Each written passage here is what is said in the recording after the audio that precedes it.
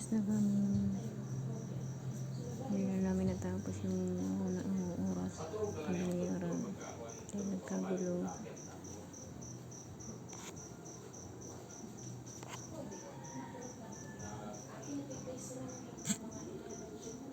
Hanggang 3 PM. Dilim-dilim.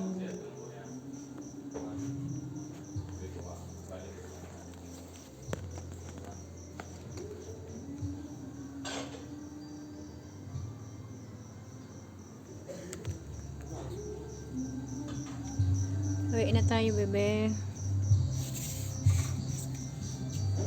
3 AM. 3 AM. Uwi na kami.